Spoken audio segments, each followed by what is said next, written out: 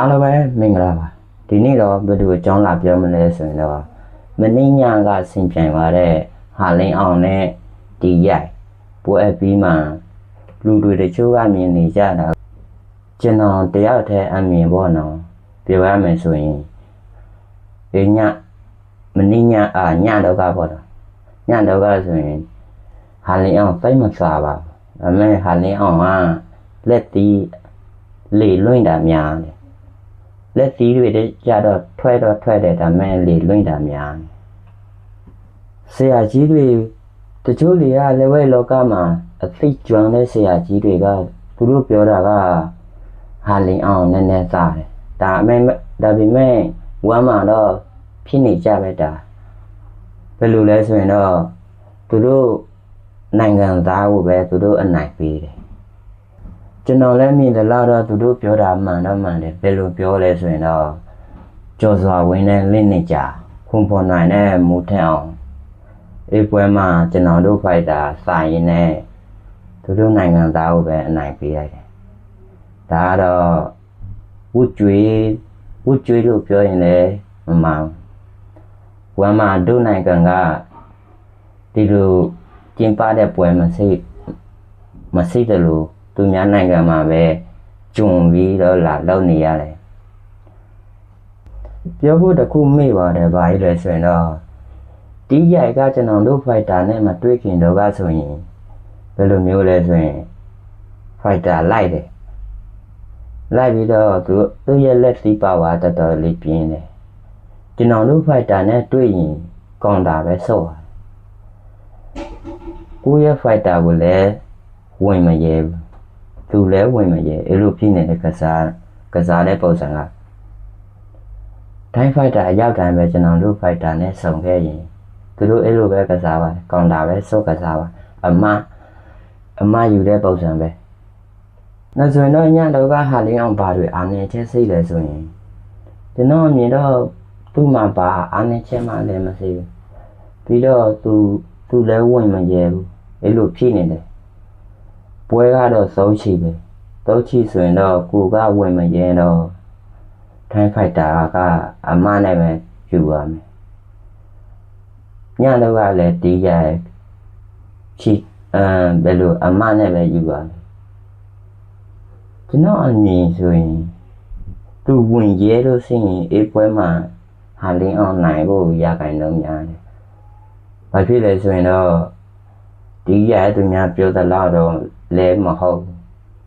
အဲ့လိုသူရဲ့ကျွန်တော်တို့ဖိုက်တာသူရဲ့နေစနစ်ပိုင်းမှာတခြားဖိုက်တာလို့မဟုတ်ဘူးသူကဒူရောတတောင်ရောထိုင်းနေစနစ်တဲ့ပို့ပြီးတော့စင်တူတယ်တကယ်ပြောတာဟာလင်းအောင်တော့တော်တော်လေးစိတ်ဓာတ်ကြမှာပဲဘာဖြစ်လဲဆိုရင်တော့သုံးပွဲဆက်တိုက်သူသုံးပွဲတောင်ဆုံးသွားပြီတော်တော်လေးစိတ်ဓာတ်ကြမယ်လို့ထင်ပါတယ်ဘာဖြစ်လဲဆိုရင်တော့ကစားသမားတယောက်ကိုသုံးပွဲဆက်တိုက်သုံးပွဲလေးပွဲဆက်တိုက်ဆိုရင်တော့စိတ်ဓာတ်တော်တော်လေးပြန်ပြင်ရဖို့တော်တော်လေးခဲတယ်အဲ့ဒါတခုပြီးတော့သူထူရတဲ့ပုံစံကတော်တော်လေးကောင်းတယ်သူရဲ့လက်သေးကဒါမဲ့လီလွင့်တာများသူရဲ့ပြန်ဘဲကိုထိတာနဲတယ်လေသူရဲ့လက်သေးပါဝါစိတ်လားဆိုရင်မင်းစိတ်တော့စိတ်တယ်ကြက်ကောင်းမထိလို့ကြက်ကောင်းထိရင်ကြပါတာပေါ့ကြတာပေါ့ပြီးတော့နောက်ဆုံးအချိန်မှာသူထူရတဲ့အချိန်မှာသူ့ရဲ့ပြန်ဘဲကကြပါတော့ကျိုးနဲ့မိတ်ပါတော့ကျိုးကဲပါတော့ကျိုးမကဲရင်အေးအချိန်မှသူနောက်တောင်ကြပါကျွန်တော်ပြောချင်တာအဲ့ဒါဒီပွဲမှာတော့ဟာလင်းအောင်လိုချင်တဲ့အတိုင်းမရဘယ်လိုမျိုးလဲဆိုရင်သူလိုချင်တာကစင်ထိုးမယ်စင်ကန့်မယ်အဲ့လိုဝိုင်းထဲမှာစင်ကန့်မယ်မရလိုက်ဘူးထိုင်းဖိုက်တာကောင်တာပဲစော့ရတယ်ထူလိုက်ကန်လိုက်ကျဲထောက်လိုက်နောက်ဆုပ်လိုက်ဒီလိုဟာလင်းအောင်နဲ့ဒီရိုက်ကသူများတချို့တွေကသုံးသတာကပွဲချမ်းတဲ့ပွဲဖြစ်လာမယ်လို့သုံးသတာတချို့တွေကမြင်နေကြတယ်တော်တော်လေးပွဲချမ်းမယ် တကယ်တော့ပွဲအေးသွားတာထင်ထားသလိုမဖြစ်လာဟာလင်းအောင်လဲသူလူချင်းတဲ့အတိုင်းဖြစ်မလာဘူးလိုပွဲအေးသွားတယ်တိုင်းဖိုက်တာတွေကရောက်တိုင်းပဲကျွန်တော်တို့ဖိုက်တာနဲ့တွေ့ရင်သူတို့ကအေးစစ်စစ်နဲ့ပဲမလောဘူးတီငိမ့်ပဲစော့ကစားသွားတာသူတို့ကအမနဲ့ပဲယူသွားတာများတယ်ဖွန်နိုင်နဲ့မူထဲအောင်လဲကြည့်ပလားလိုပဲအမနဲ့ပဲပြောစွာဝင်နဲ့လိမ့်နေကြလိုပဲပွဲမစားခင်တော့တချို့တွေကထင်နေကြတာကပွဲကျန်းတဲ့ပွဲဖြစ်လာတယ်တကယ်တော့ဘာမဟုတ်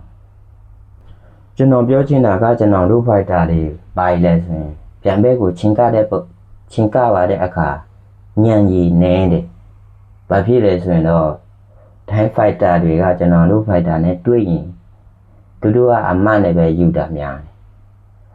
တယ်အမမယူရအောင်ကျွန်တော်တို့ပဲလိုမျိုးချင်းကရမယ်အဲ့ဒါလေးကိုလိလာသင်ယူလို့ရသေးတယ်သူတို့ကအမမယူရအောင်ကိုကဘယ်လိုမျိုးချင်းကမလဲပြီးတော့ဘယ်လိုမျိုးထူရမလဲဆိုရင်အဲ့ဒါလေးကိုသိဖို့လိုတယ်ဟာလင်းအောင်ဘက်ကကြည့်မယ်ဆိုရင်လည်းတော့ပွဲဆက်တိုက်ဆော်ပါပြီပြီးတော့ပလိသလည်းတော်တော်လေးအပြုံးများပါပြီပြီးတော့စိတ်ဓာတ်လည်းတအားညှိသွားပြီ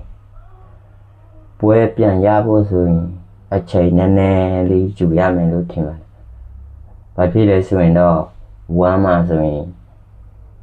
မောက်စုလူစွမ်းကောင်းတွေပဲရှိတယ်မောက်စုတာကောင်းလိုက်တဲ့လူတွေပဲရှိတယ်အဲ့ဒါကြောင့်ကျွန်တော်ကဒီဝမ်းလူပီနေမှာလာထိုးချင်လို့ရှိရင်နီစနစ်အပိုင်းမှာအမယူတဲ့အပိုင်းမှာကျွမ်းကျင်တဲ့ဆရာကြီးတွေမိသိမေးပါတင်စင်တင်ယူပါအဲ့ဒါလေးကိုပြောချင်ပါတယ်ကျွန်တော်ကိုဖိုလိုဝါမလောက်ရသေးဘူးဆိုရင်ကျွန်တော်ကိုဖိုလိုဝါလေးလောက်ထားပေးပါလို့တောင်းဆိုချင်ပါတယ်